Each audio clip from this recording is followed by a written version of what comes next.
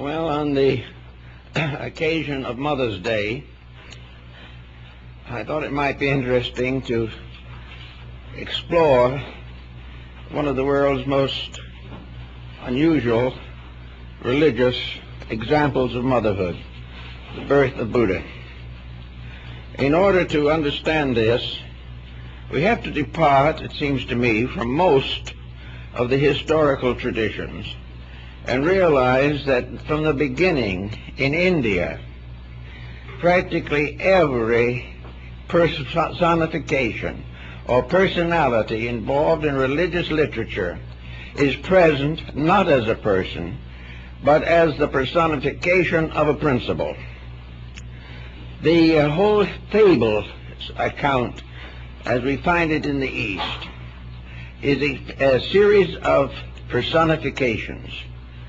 In the West, we think of these stories as historically true, although mystics have already done considerable to interpret the mystical experience of Jesus as a symbol of the Christ in ourselves. In India, this practice was followed from the most remote times and descended from Hinduism gradually into Buddhism. Some feel that Buddhism is a reformed Hinduism. This is not really true. I don't feel it, at least personally.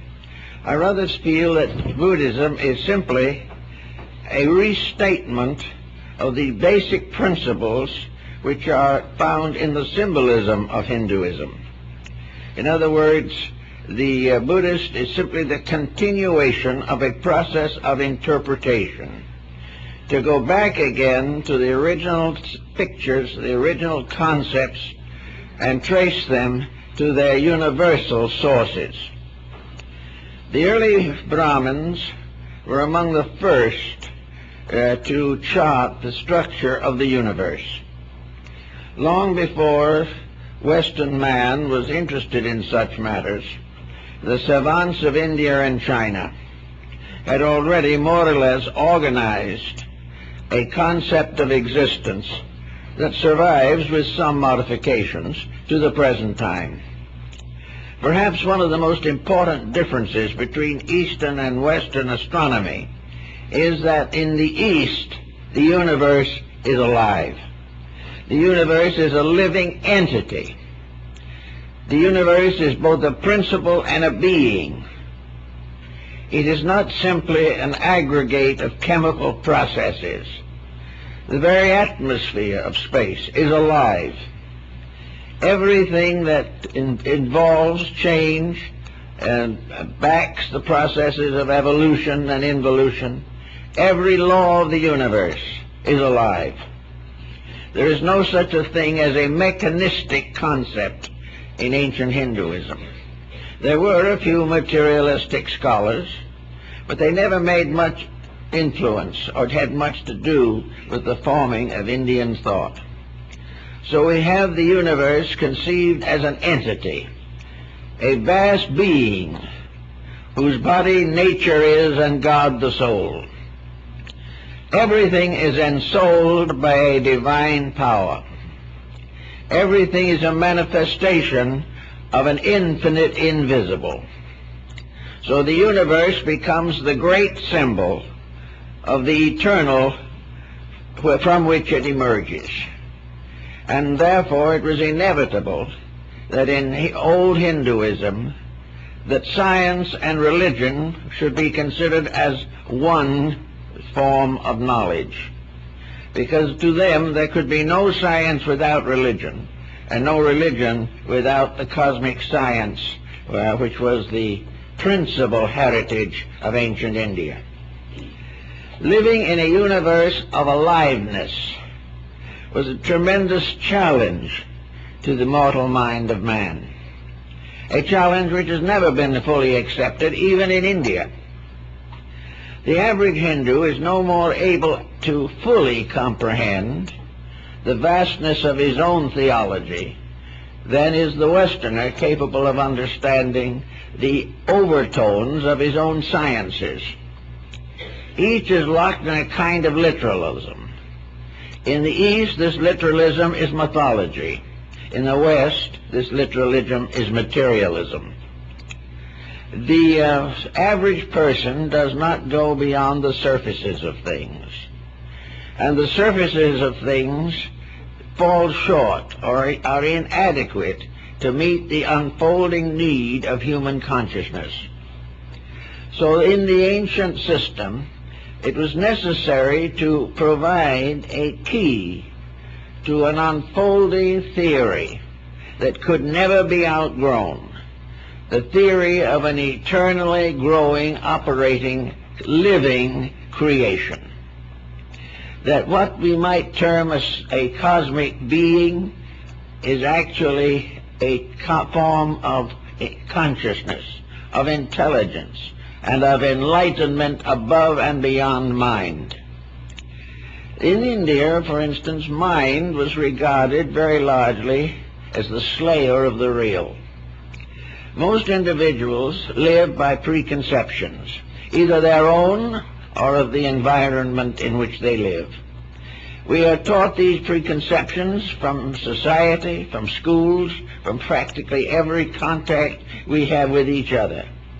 We live in a small universe in which the intimate average thing is paramount. Most human beings live from the cradle to the grave without really having an abstract thought about themselves or anything else. They do not live in a vast world of living powers. They live in a store, in a marketplace, in a trading center.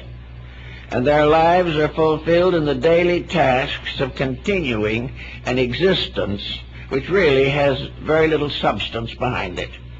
The existence of trying to get out of this life as comfortably as possible. This is the primary concern of some. For others, the concern is to have as much as you can while you're here, although fully realizing that you cannot take it with you.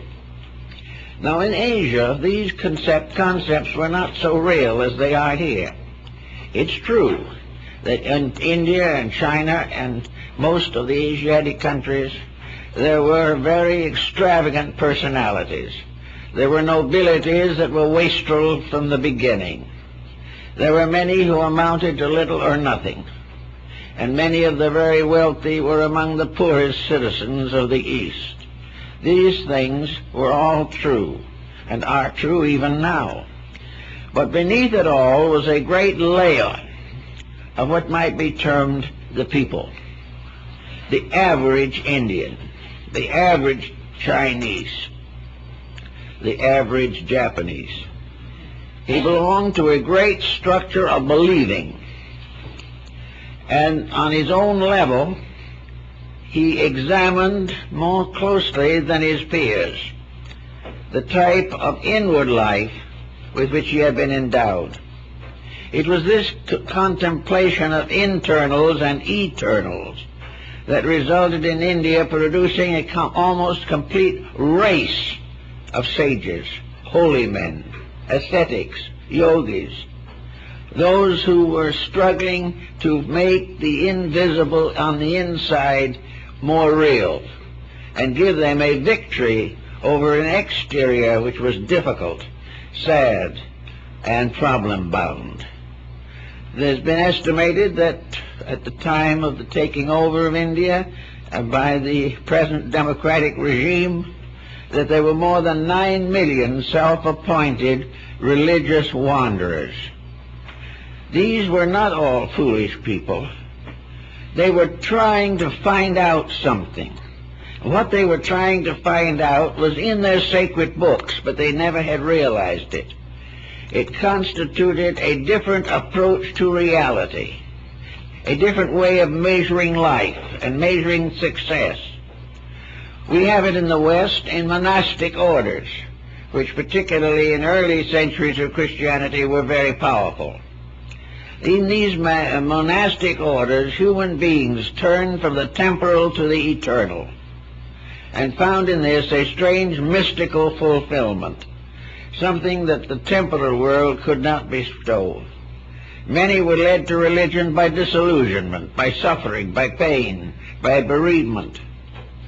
All these things led the individual away from the daily and the ordinary into the search for something deeper and more important. We are beginning to feel this situation now, because in the presence of the great changes that are taking place, with nuclear fission hanging over the world, with practically every system that we have proving its deficiency in many, many respects, with the average individual not enjoying nearly the security of his grandparents, there has been a great recognition of the fallibility of a materialistic way of life. And all over the Western civilization at this time, there is a rising of mysticism, of a search for a spiritual value. And more persons are being disillusioned as to the importance of ways which they accepted without question a few years ago. Now, to go back to our India problem, we have in this situation more or less the problem that faced India. Because in India, the great Brahmanic system of theology was a science based upon a religion. This science resulted in the fantastic structure of a caste system, a system which perhaps had many infallibles that will soon be forgotten, but also had certain points of value that have to be considered. The caste system divided humanity into 4 levels, or general structures. The highest of these was the scholar and the sage. In the caste system, wealth was not included among the important patterns of career. Below the wise, the second caste, was the defender of the wise. And the purpose of this defender was to make sure that wisdom itself was never profaned, that there was never a time when the highest was not protected and guarded. This might cause some thought today, where if we suddenly came to the realization that militarism was part of a caste in India dedicated entirely to the protection of truth in its abstract form. In other words, it wasn't who won the battle. It was to protect the eternal values of universal law, to protect what we would term the 10 Commandments, the defenders of the faith of righteousness. Then the third caste was what we would call today average people. These were the ones who were the shopkeepers, the workers, the agriculturists, all those who had to do with the maintenance of the living standard of the people, the work people of the world, who were entitled to very high recognition for this. Those who loved to labor, and to whom labor was a religion, to serve others, to feed the hungry, to clothe the naked, to heal the sick.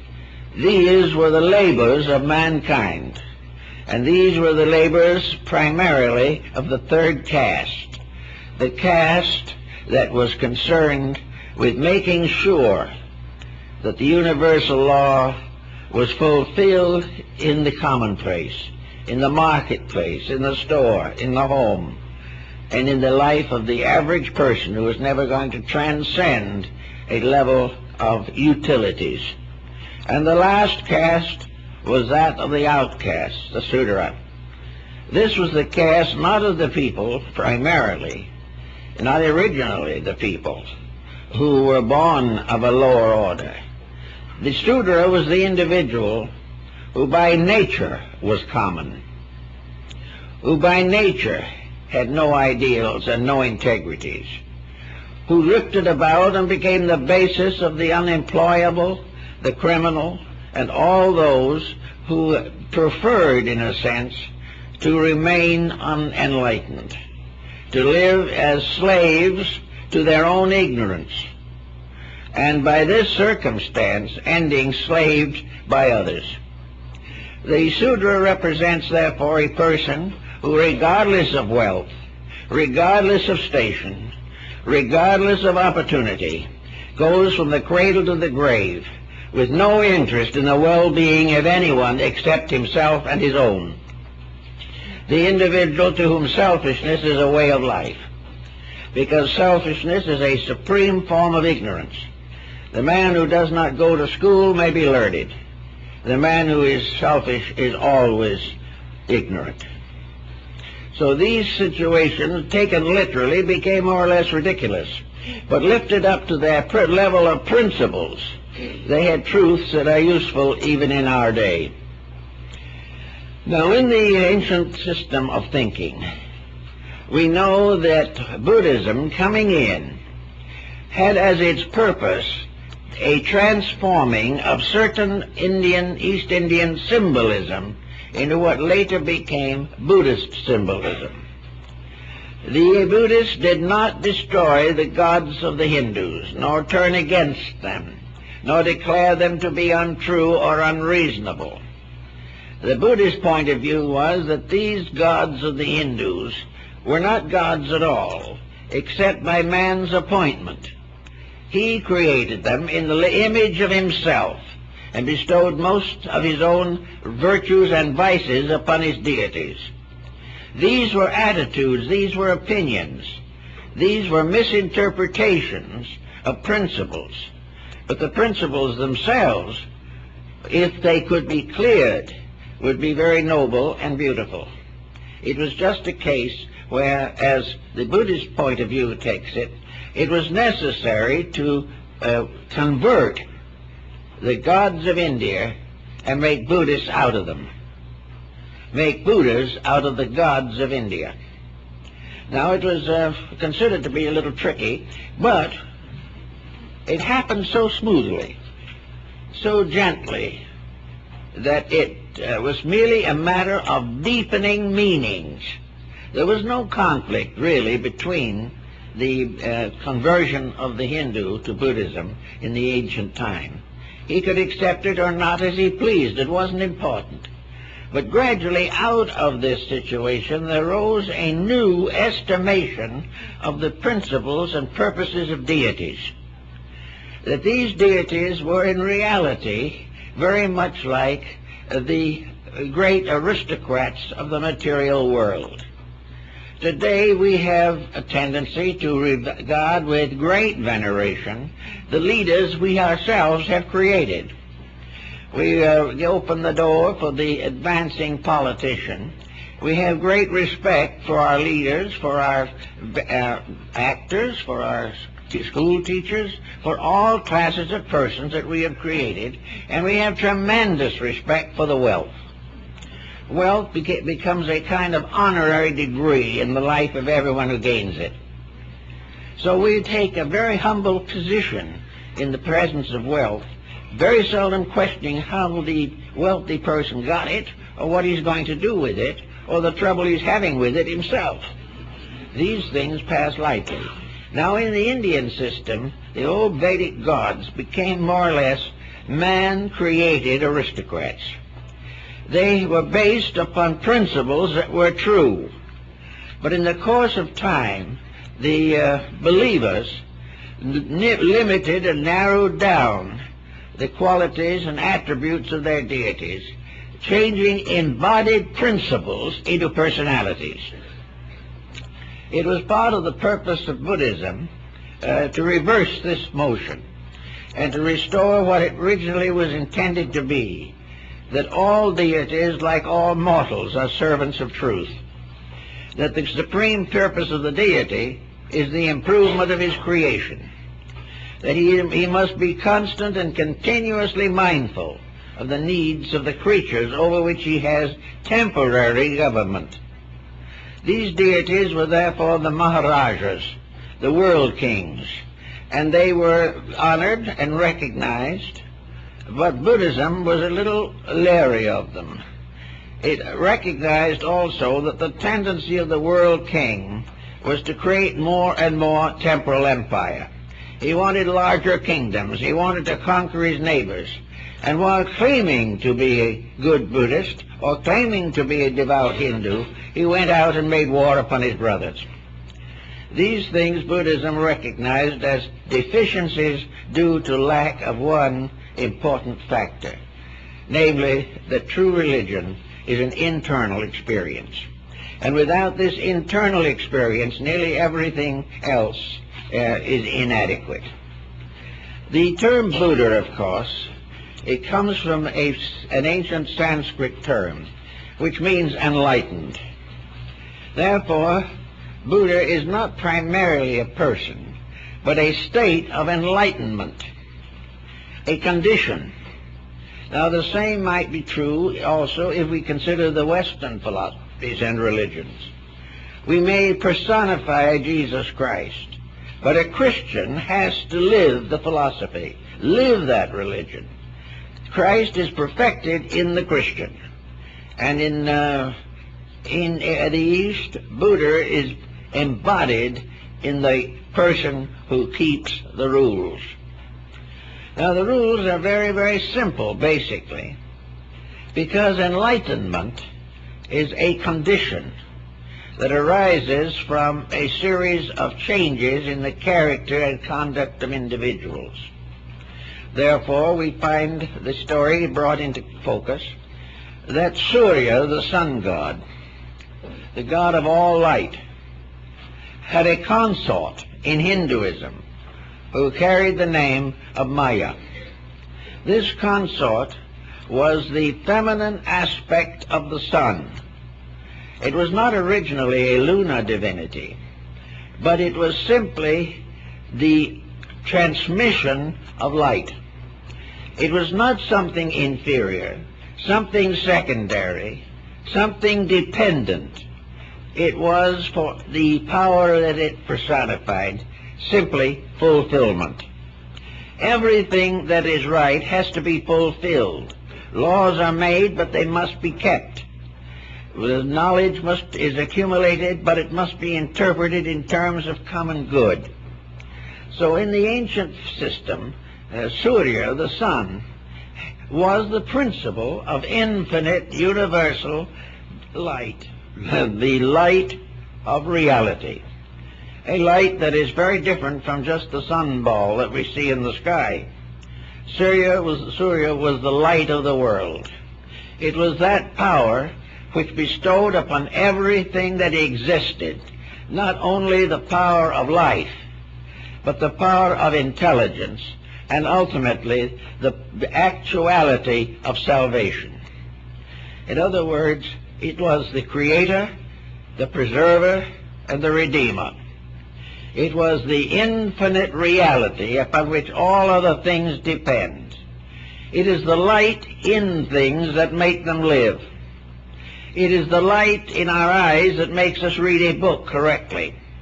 It is light in our heart that gives us love.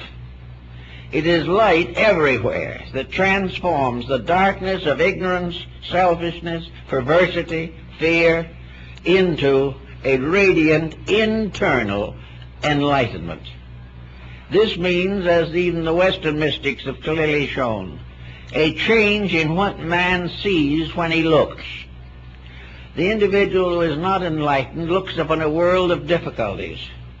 The enlightened person looks upon a world in which universal principles are fulfilling themselves, regardless of whether we like it or not. But it is perfectly possible for the individual to enter into an intimate association or comradeship with this light. So in the beginning in this system we have light. And this light becomes the principle which is not visible light, physical light, such as we can see, but a light that transforms the inner life of everything that lives. A light that shines through the darkness of every uncertainty, imperfection, and incompleteness. Now, according to this concept, then, Maya would be this light in manifestation.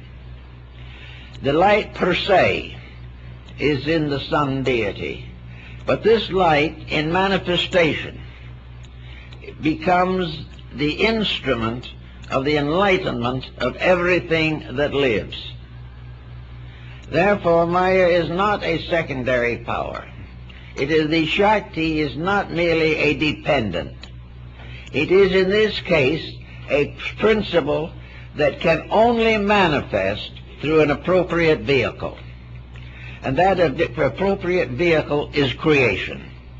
And over this creation and all that it possesses and all that it contains is the principle of this one light coming home in everything that lives. Therefore, Maya is the fulfillment of the divine purpose, as that purpose is represented by the eternal maternal principle.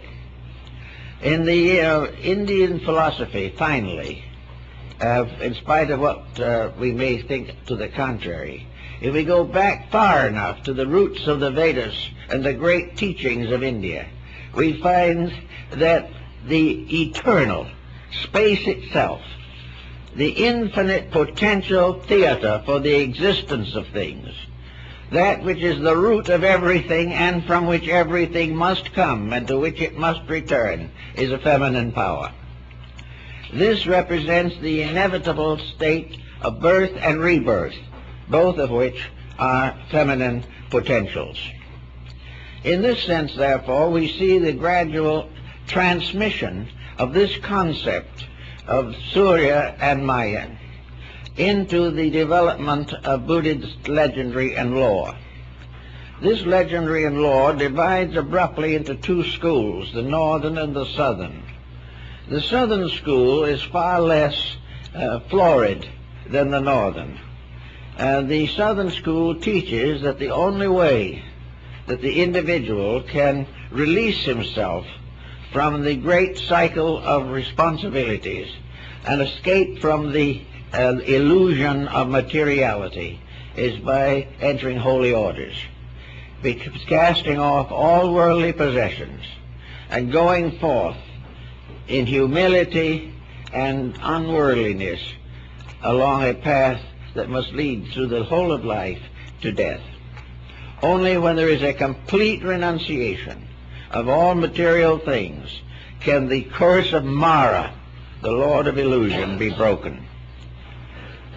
About the beginning of the Christian era, in the northlands of India, on the borders probably of China, a new branch of Buddhism slowly emerged. This branch undoubtedly emerged because of the impact of the Buddhist principle upon the consciousness of its own believers. There was no inconsistency. There was no misinterpretation. There was simply a new realization of relationships in which it became no longer necessary to assume that the great invisible cause, this eternal life, this infinite light, was tyrannical. There was no reason to assume that reality or truth must be cruel.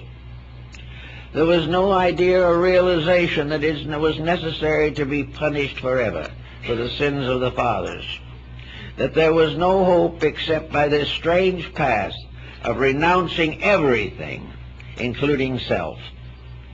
As a result of this change of perspective, the second school, which became the northern school, or the Mahayana, became tremendously important in the growth of Asiatic peoples. One of the simplest examples of this point is the Bodhisattva Avalokitesvara, known in Japan and China as Kannon or Kuan Yin, the goddess of mercy. It began in India as a male being, and early representations of it even in China are androgynous. But gradually it became a new being, for it was suddenly recognized or understood that mercy was strangely a heart aspect, that it was something, therefore, that belonged not to the creative processes, but to the redemption and release of creatures. And in this course of procedure across Asia, this deity became feminine, and is as feminine is recognized today among all Buddhist peoples. This constant motion, therefore, toward the feminine principle as beauty, as love, and of grace, of forgiveness, of kindness, of dedication, resulted in the Northern School developing an interpretation of the Buddhist teaching which is essentially happy, a joyous philosophy, a philosophy not built upon death or martyrdom, or sorrow or loss, but a philosophy based upon fulfillment, based upon the idea that doing the right thing is the most wonderful and radiant way to be happy. Then only one problem remained: how to know what is the right thing, and how to find ways of understanding it.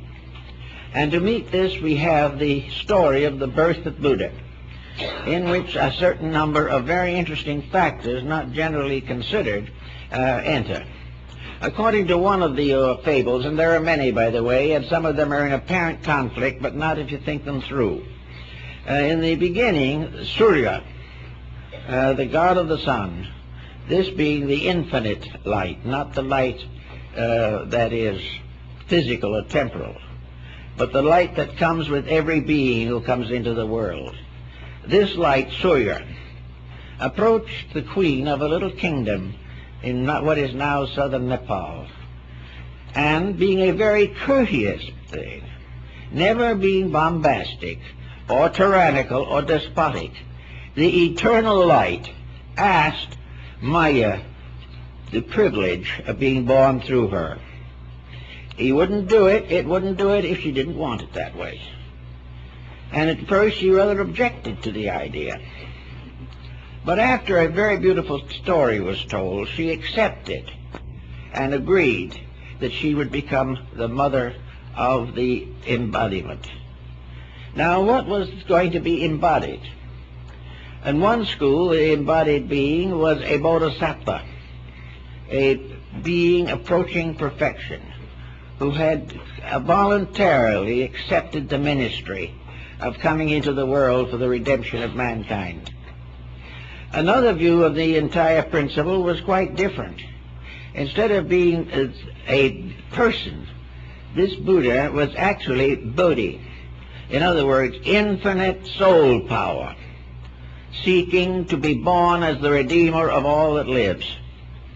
Now, in the categories, particularly those we find also in Yoga and Vedanta, we have a triad of which Bodhi represents infinite benevolence. Bodhi is the love that has no imperfection, no distortion, no selfishness, no self-interest. It is infinite love, infinitely manifesting throughout space as the proof of the presence of the divine power. In other words, manifesting always through love.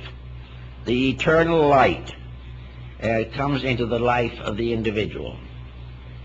Therefore, the immaculate birth of Buddha is also very symbolical of the immaculate birth of truth in the human soul. This is the purpose of the story. It is that we should suddenly come to realize that we must personally accept the invitation to bring into our own lives and through our lives into the world a manifestation of infinite love. Now, in the story, of course, we have the case of the Immaculate Conception again. The Buddha enters into Maya's body through the right side on a lotus throne supported by an elephant, which was Ganesha, the symbol of wisdom, the symbol of propriety. In the Indian mythology, Ganesha was quite an interesting character who gradually became much involved in merchandising. But the real truth behind Ganesha was wisdom, but wisdom as integrity. Wisdom was useless if it did not create honor. Wisdom was meaningless if the wise were not good. Now, wisdom assumedly cannot be attained without virtue. Therefore, worldly wisdom, as we find in the story of Pilgrim's Progress, can't be real wisdom at all. But in wisdom, the Bodhisattva was brought into the body of Mahamaya. And at that same instant, a blue lotus flower was placed in her hand as the symbol of the Annunciation. And of course it's interesting that in many European figures the Virgin Mary at the time of the Annunciation is given a lily by the angel. This lily is again part of the same thing. And in the case also Mahamaya, we find another interesting parallel. She is associated very closely with the moon, which in a mysterious way is under her feet.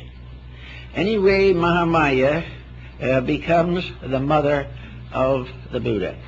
She is purity, becoming the mother of truth. She is that which is undefiled, becoming the basis and the power of redemption.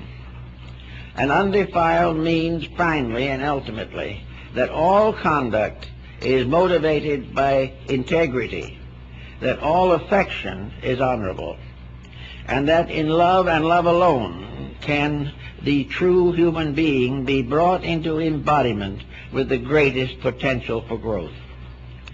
Now the time came, and the king of the little country, where Maya was the queen, knew of the story and became acceptant of it, and believed her account. And in due time, when her term was complete, they went to a beautiful garden called the Lumbini Garden near his palace, where grew the painless tree, the tree that there was no suffering. She reached up her hand to pick a branch from this tree, and the child was born from her right side. Now this is quite an interesting account for the reason that in all probabilities we have to understand that Gautama Buddha was born or delivered by a cesarean delivery. This is the only thing that would account for the detail, and also account for the fact that it's carefully recorded that the mother died within 7 days. This would prove very likely true of a cesarean done at that time. So we find that instead of being brought up by his mother, he was brought up by his aunt. And this aunt became also the wife of the king, and together they raised the child. Now in this particular story we find another interesting thing, which I think tells us something of the mythology involved.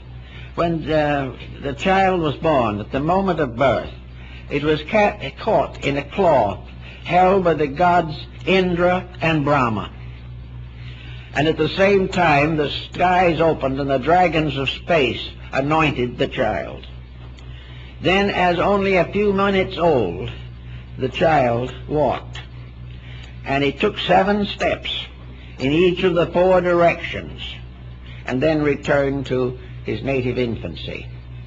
And the Chinese indicated these steps by putting a flower where each one of the 7 footprints in each direction was placed. And in the old woodblock prints, the flowers are arranged in the form of the cross. This is another interesting point that has generally been ignored. But it is all part of a story that goes far deeper than we're inclined to think. Actually, the continuation of the life of Buddha goes into a whole complication of situations.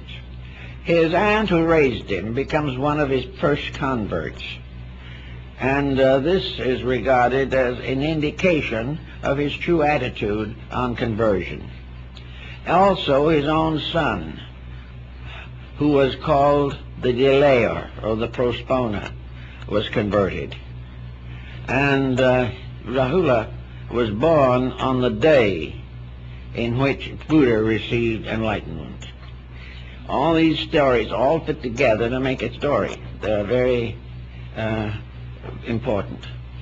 Actually, therefore, we find the development of the boy following a concept of picture, following the ancient customs always, but strangely breaking through them into the destiny that was intended. In the Indian Eastern situation of Buddhism, we find, therefore, many accounts of Mahamaya. At the time of the child's birth and her own decease, she retired from the world into the Tushita heaven, where Buddha himself had waited for embodiment. This heaven was 33 steps above the earth. And when Buddha came back to his father's house to preach and convert the king after he had finished his own enlightenment, one of the first things that he did was to ascend the 33 steps and preach the doctrine of redemption to his own mother. This was his second contact with her. There was one contact after this, after his own death.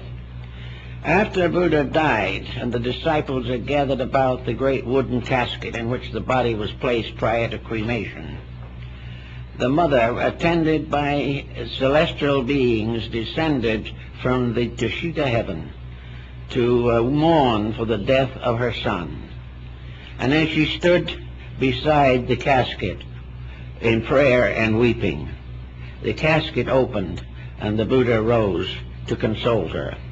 Therefore he rose from the dead to bless his own mother.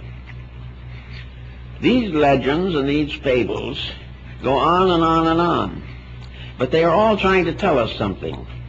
And it is what they're trying to tell us, it seems to me, that is the most important of all.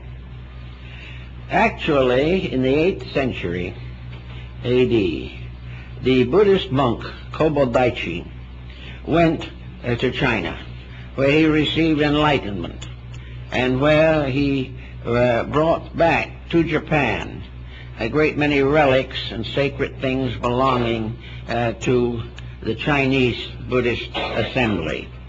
Among the things that he brought back was a tiny image of Maya Bunin, the mother of Buddha.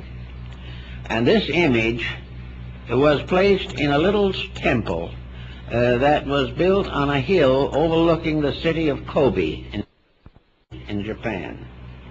And this is called the White Moon Temple, or the Temple of the Lunar Crescent. And this temple is still in existence from the 8th century, and is either now in the Shingon or the Tendai jurisdiction, perhaps both. And every year there is a special and wonderful ceremony given there to honor the mother of Buddha. It is the only temple so dedicated, I guess, in Japan as far as we know, although she occurs in much of the sacred art of the country. But anyway, once a year there is a special ceremony for her at night, and a great procession of followers, both men and women, carrying torches, go up the pathway leading up the side of this mountain to the temple.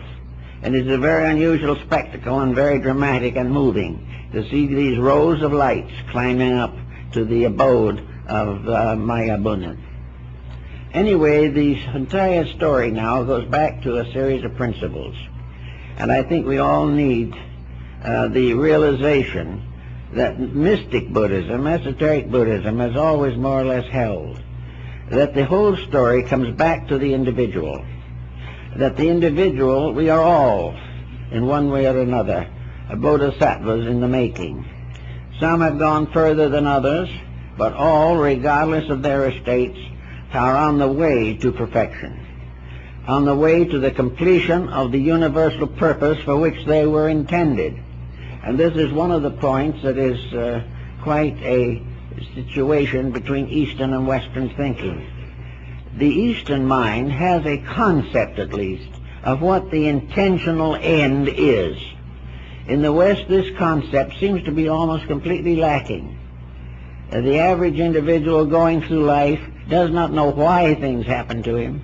He does not know how to handle problems that arise. And when he approaches the end of life, he doesn't know where he's going or what the future holds. In the Orient, conjecture at least, symbolic thinking, has brought certain consolation relating to this type of thinking. It tells definitely that all things, great and small, from the soul in a grain of sand to a great cosmic system or a great galaxy, all is moving triumphantly and inevitably into identity with the eternal light at the source of all. But now this light has to have meaning, or just to say that we are bathed in a great radiance would not be very consoling. But this light, which we don't understand, this infinite life, is the thing that created everything that exists. It is the ultimate of wisdom. It is the ultimate of beauty. It is the ultimate of virtue. There is nothing that exists without it, and nothing that possesses it can cease to exist. All things, therefore, are part of an incredible, inconceivable, eternal value, eternal reality. To try to define this in the simple terms of human experience is vanity. We can't explain it, because we have not yet fully experienced it. All that we know of it now will be represented by little sparks, momentary senses of illumination or enlightenment. But the great value is beyond our estimation. But toward it we are moving. Therefore, the motion behind all things is toward perfection. And perfection is reunion with the infinite.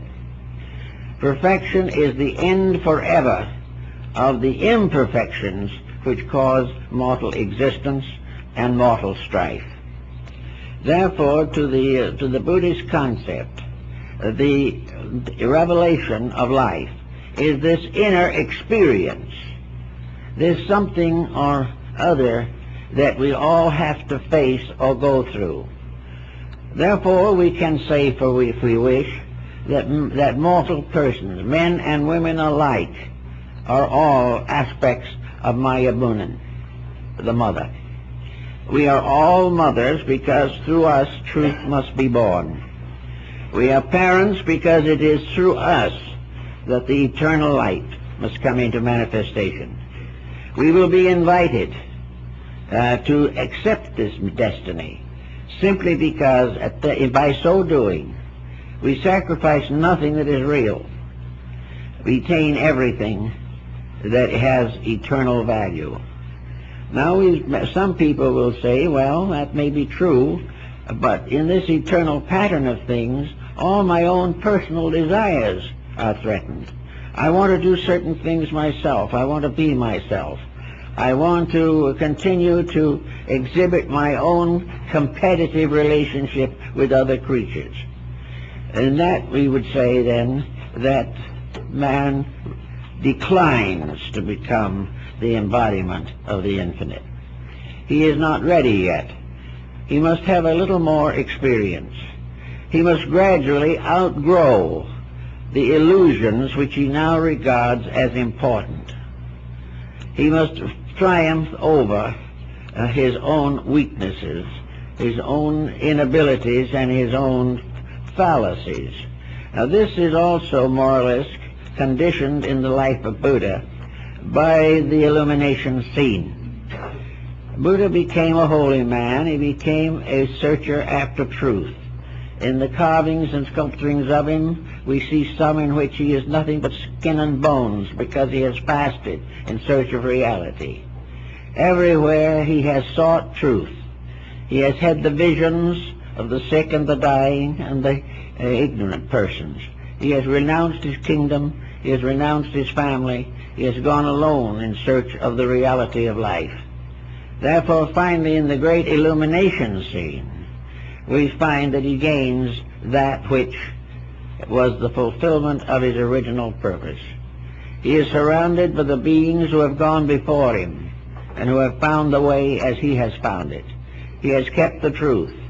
The deities of darkness, Mara, the principle of illusion, retires under the earth. Temptation fails. He is beyond all temptation, and in that way, in the silence of the night, he attains the Buddhahood. Having become the Buddha, he gives the rest of his life to the ministry. Now, the Buddha is in each individual a factor which may be called Bodhi. Bodhi is enlightenment, luminosity. Bodhi is power of soul. Now, the soul is a symbol of a link as Walt Whitman has also poetically mentioned, is a link between spirit and mind.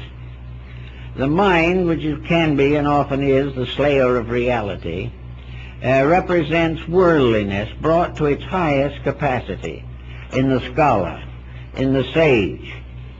It is this sage which in the one part of the story we find casting the nativity of the young prince, recognizing his divine destiny and regretting that he cannot live to see it, so that he becomes a teacher but cannot behold the glory of the great fulfillment. Moses was able to bring the children of Israel to the gates of the promised land, but he was not permitted to enter. All these fables go back to the human consciousness itself. We have here then the individual attempting to understand an embodiment of a divine power within himself. It is really not exactly that either. You have to hunt for just the right words. It is not that it is embodied at that time, because it is always there. But the embodiment becomes apperceivable. The individual becomes aware of this embodiment. So it is assumed that the embodiment takes place when awareness of it is achieved. But it is there all the time. It was the seed of it, the Buddha seed, was there while the spirit was itself still merely an atom in space. So in the story, each individual has to become the immaculate parent of truth. The body has to become the servant of the infinite. It has to be rededicated to the purposes for which it was originally fashioned. Thus, we start in to contemplate the problems of the virtues as we find them in the Buddhist fable.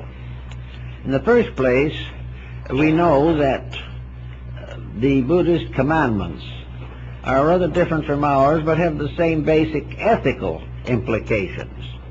But a modern Mahayana Buddhist does not feel that the great achievement is through renunciation. The Southern Buddhist makes renunciation very strong. The original revelation of the initiation of Buddha makes renunciation very strong. But in modern thinking, in more recent times, since the beginning of the Christian era, the path of Buddhism has been one of fulfillment, of a rather joyous state of things, a kindly and pleasant realization. This realization is that the search for virtue is a joyous kind of dance. It is not some burdensome, frustrating, tiring thing. One thing that makes it more simple is that the light we seek cannot come until we are tired of the things that hurt. Hurting is a kind of prodding. Hurting is a continuous statement of our own ineptitudes. When hurting comes, ignorance is somewhere not far away. Even physical pain can be exaggerated by the hurting of futility, where the individual has no idea, no hope, no concept of why things happen.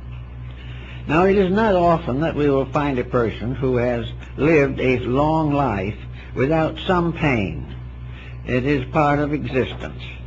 But the purpose that the Buddhist seeks to achieve is not necessarily that he won't hurt anymore, but rather that the hurting becomes part of a recognized good, that pain is necessary to the correction of ill, that if we did not have the symptoms that hurt, we would never find a remedy for the malady. So all the problems of living are part of a growing process. And out of this growing comes the realization that Bodhi is within ourselves. The great throne of the Buddhist experience is within the human heart itself. In the Northern School, the heart doctrine, the Buddha is represented seated in the human heart.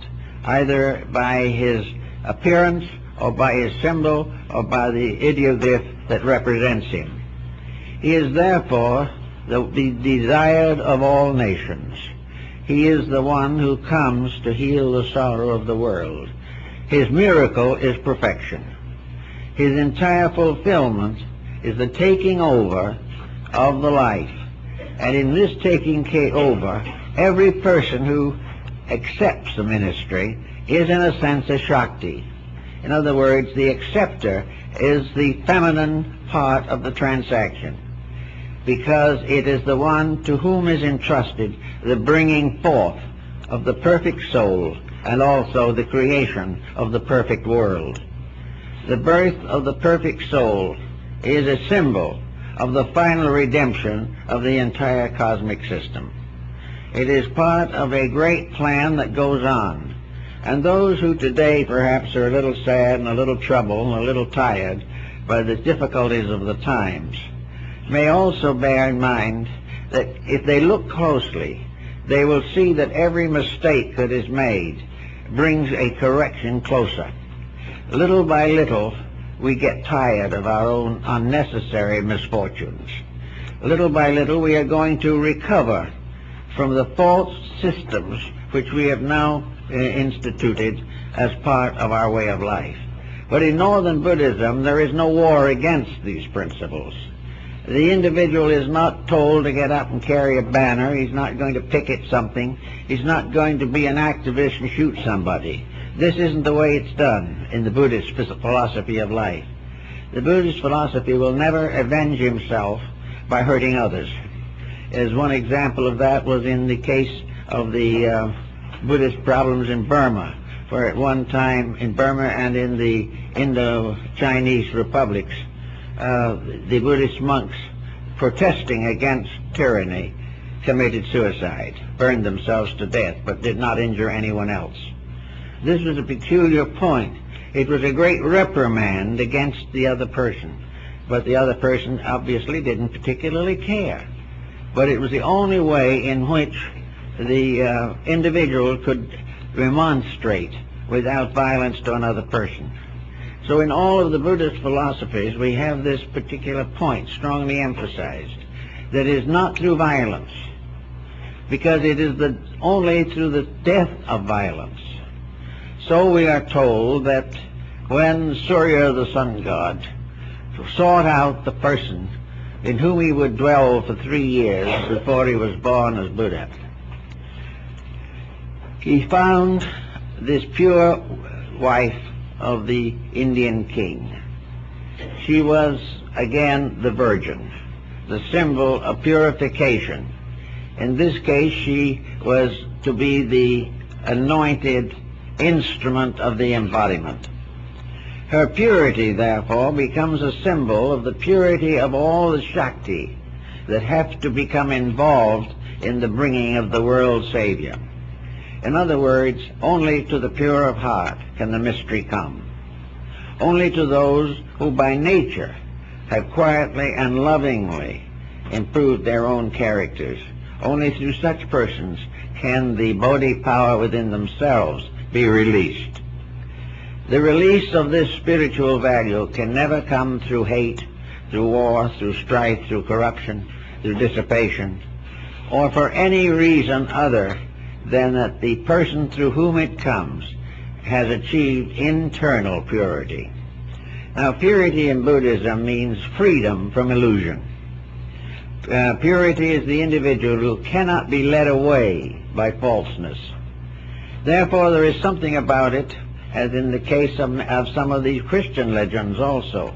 There is something about this virginity of the mother that bears witness to a kind of childlikeness, uncorrupted, undefiled, untouched by false values because of purity of inward heart. Only this is, therefore, the proper parent of enlightenment. Illumination comes to the pure of heart, and those who live as far as humanly possible in peace with all other living things. Now, we're going to see some of this coming along one of these days right here in our society. We're going to see that all this violence, all this clamor, all this pomp and circumstance is going to gradually fade away because it is solving nothing. All this effort to fight our way to peace, this effort to work our way to wealth and be happy at the same time, all these false values have to go, and the ability to rise above them gradually redeems the person. Every truth seeker who is honest, everyone who really recognizes the need for greater inner strength, is therefore becoming more and more a person of purity of heart and mind. It's interesting to note that in early English and other languages, the word virgin was not limited to the feminine. One of the kings of England was called the Virgin King. It was simply a symbol of integrity, of purity of motive, of purity of intention, and of the living of a righteous life in a world of temptations. So the idea of the achievement of the virgin self, the coming of the mother of the mystery before the mystery itself can be born, indicates the idea that in the heart doctrine, love becomes the mother of enlightenment. Love becomes the mother not only of human enlightenment, but in some mysterious way, expanded beyond our comprehension, becomes the one great gate that leads into the infinite. All other factors are secondary to the unselfish love of one human being for another, and of all human beings for their creating power. All these things are substanced in the Buddhist teachings. There are all kinds of legends and fables about all of these things, but every one of them has something to do with the fact that the inner person is the mother of truth, that this inner person is the love of truth, is the purification of life, and is the consecration of conduct, until finally it is the perfected soul that brings forth the Redeemer. This all becomes part of a world message. It is everywhere among the doctrines of mankind, because it is always something that has come out from within the being itself. These different religions are the human being's gradual unfolding of their own potentials. Little by little we demand a different type of deity because we are becoming a different type of being. The God of battles is no longer our saints. We no longer respect authority, power, despotism, and tyranny. We no longer expect to be slaves of some eternal despot whom we can never understand and from whose tyranny we can never escape. This type of theology is gone. And the kind of theology also that teaches or tries to teach us that because of a few short years in this world, our eternal destiny is measured, that we must go to some other place and suffer forever for sins committed by our own ignorance. These things simply will not fit into the Buddhist philosophy of life. Rather, it is always a case of growth. And I think it's also important to remember in thinking of the law of reincarnation and karma as taught in Buddhism. Buddhism does not teach that karma goes on forever, and that forever we make the same mistakes, forever we suffer for them, and we keep on suffering and going on, and as a result of eternal mistake, we are eternally reborn. This is not the Buddhist idea at all.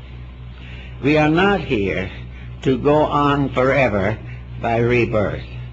We are here to release ourselves from the wheel of the law by transcending the level of living which caused the mistakes. In other words, we are not punished but once for any one thing. And punishment is not necessarily painful. Punishment is recognition of realities. And the individual who outgrows a fault corrects it. He does not have to be tyrannized forever. The end is not punishment. The end is revelation. When the individual sees the reasons, understands them, and corrects them in himself, he is therefore in that time released from the wheel of karma. He is released from the wheel of rebirth. The enlightened soul only returns by voluntary intent. Those who have gone a long way in enlightenment, or those who are in great need of more travel, but are aware of the facts, are born again. But the great and illumined soul is born perhaps with the greatest importance, because it is a voluntary action. The Bodhisattva's rebirth is a voluntary action. Now, in the case of Buddha, there is a very interesting story about this. There's a Bodhisattva over a period of ages. He paid all his karma, went through all the embodiments shown by the carvings on the walls of the Borobudur in Java, and at last he came to the final decision to attain the nirvana. But there was one debt he had not paid, a debt from way back, a small and insignificant karmic occurrence, but was not finished. But it was that unfinished business that made it possible for him to come back, which was another side of their philosophical thinking. So when the poor man gave him the tainted food because he had nothing else to give, and Buddha ate it, and as a result died, he told his disciples that in accepting this tainted food, he had passed his last test. He had made right the last wrong in his existence, and therefore, having attained this, he could then go on. But instead of going on, he held that fault for ages in order to be able to come back. It was the doorway through which he could come back until he corrected it. This is kind of an interesting sidelight on some of the symbolism involved in these stories. One of the most beautiful stories, I think, of that, of course, is the Bodhisattva doctrine of Northern Asia. As we look upon the magnificent statuary and paintings and images of China, Japan, and Korea, we see these wonderful, radiant, luminous figures of the Bodhisattva, which means the enlightened soul, the enlightened self, the enlightened being. The Bodhisattvas are the ones who have gone all the way except the last step. And there is a story of the Bodhisattva Kannan, or Kuan Yin, that at last, having gone through all the sorrows of life, having been reborn in every kingdom in order that it might know the pain of living things, having taken the obligation of harmlessness to all that lived, this being was now able to face perfection. And as it stood at the gates of the infinite to go through, it heard a funny little cry, and looked and saw a tiny birdling in a nest, the mother dead beside it. And in that moment, the Bodhisattva took the great obligation of renunciation, and took to itself the vow that it would not attain the liberation or accept it until it could take every living thing, including the soul of that little bird, with it into the infinite. Beautiful little legend. Beautiful. It tells us something, all of us. And here on Mother's Day, it seems to me a very good thing that it does, because it helps us to understand a lot of life that we pass through too lightly and too insignificantly. All that we are striving to do in our best moments and in the moments of our own enlightenment, we are striving to be useful, to help all that lives, because in this way we achieve the full labor of the Shakti. The Great Mother comes in all of us when love takes precedence over every other emotion in life. It comes when a complete renunciation of self ends selfishness. A complete renunciation of gentleness ends all hate, stress, and tension. And I think today maybe we are in great need of this kind of a religion, this kind of an attitude towards life. Under the pressure of our economic situations and political stress and international complications, the individual is moved to attitudes that are not right for him. He hates. He is belligerent. He despises. He gossips. He condemns. He is forever looking for the wrong in things. And in so doing, he locks himself in the illusion of his own material attitudes. I think there is something to be said for Buddhist mysticism, which could be carried over into any religion.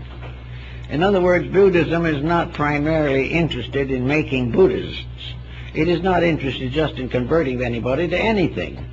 What it is interested in is seeing all human beings living nearer to a purpose of universal peace, of universal accord, of universal understanding, of universal affection and regard. And therefore, in this case, the Son, or the Eternal, comes to each person and asks the right to come in. This is Christ knocking at the door.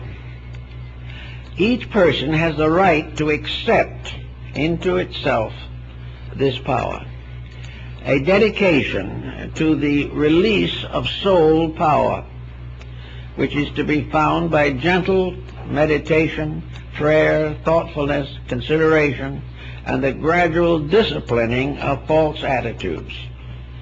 If the individual becomes capable of eliminating most or the greater examples of his own inconsistencies, both the Buddhist and many other religions have also a formula represented by Yakushi Niori, the Buddhist deity of healing, the healing power of the truth, that in some mysterious way even physical sickness often has to give way to enlightenment.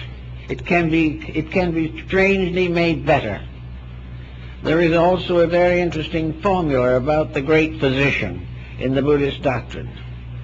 And the great physician came to each for a person who was sick, but they rejected him because his medicines were not pleasant to them. He told them frankly that the healing medicine was that by which the soul was changed. So they rejected him, and he went his way, and no one paid any attention to him because they wanted to have help through excess rather than through discipline. And so one by one they got sicker, until finally, in desperation, they called the great physician back and agreed to follow his instruction. When they did, they got well, and everyone lived happily ever after. The great physician is, in the Buddhist doctrine, the power of love over hate. It is the power of tranquility, the power of the great paternal feelings that we have. And it is represented very largely when each person becomes a parent of others. Each person becomes the immaculate parent for the incarnation of the great light of the world. These things are perhaps also shadowed down into our material existence. And on Mother's Day, it is very good to think of some of these things, because there is a tremendous power in the simple fact of motherhood itself, by which life is changed and transformed, and each individual moves from merely part of a pattern to one of those who is becoming a creator, someone through whom life is to come into the world. And in this life we have the physical, but in the philosophical level this light becomes the mystical. And light as physical perpetuates the species. Light as mystical perfects the whole world and all that inhabits it and all that works through it. So on this day, let's be very grateful for those who have brought life to this world through the natural laws of maternity, and also realize that this embodiment is a symbol, a very beautiful and wonderful symbol, in which the cherishing of life in which the mystical experience that the individual goes through in the process of bringing forth a physical child is in a mysterious way surrounded by the presence of universal laws and principles which also have to do with the production of the soul. This human soul is born through the mind and through the body. It is precipitated from the spiritual life of the individual. It becomes finally the heir to all the ages, and it is the child that will never be a pain to its parent. This bringing forth of the sun child, the soul child, the Buddha child in ourselves is the gradual unfoldment of the eternal through the temporal, of the invisible through the visible. The principle will not be seen, but it will be made known by its preachments. And the preachments in this case represents the conduct, donations and contributions to world good, and everything that can be done to make a better life. So there's constantly coming into this world souls that are brought here, if by love, by the strongest power there is, and that the entire experience of physical love has its absolute equivalent on the higher planes by the mystical experience of soul love. And without love, there is nothing but sterility. Without love, there is nothing but death. And with love, there is everlasting life. So the gradual transformation of ourselves into the love principle is more or less a feminizing process. It is making the principle of love stronger than the principle of law, but does not break the law, because the law itself arises in an infinite consciousness of love. The law is there because it is necessary to the fulfillment of the great affection of the universal parent for its children. So all in the world we can really hope for is that gradually private people in their daily living will begin to live closer to the realities of good, that little by little our failings will be transformed by a kind of affection. When we love someone very dearly, we will sacrifice much for them. Their happiness becomes more important than our own, and we never can be happy until something or someone else is more important than ourselves. All the way through, the world of law was the world of the prophets. The world of law was the old dispensation. But the understanding of the law, not its abolishment, but the understanding of the law becomes the new dispensation, because it is that by which we gradually come to understand that law itself has no existence except as an instrument of love. As the parent must correct a child, so universal law, because it loves creation, corrects its mistakes. Little by little we move into a more rarefied and gentle atmosphere of relationships with things. We are no longer quite so heavily indoctrinated with the passing moods and attitudes that make up most of our lives. It is a good thing, perhaps, in this day of the year when we become very much remembering of our parents and those that we've known, and we remember the half forgotten and the half remembered. It is nice to realize that this whole pattern, everything involved in it, is nothing but divine love coming to age in the human being. And also that when the human being becomes an instrument of the divine love, then the solar system is in order. And all the worlds that are continue to fulfill their destinies under the loving care of infinite life, light, and truth. These things, if we think about them, may help us to have a little happier day today and look forward to something nice tomorrow. Thank you very much.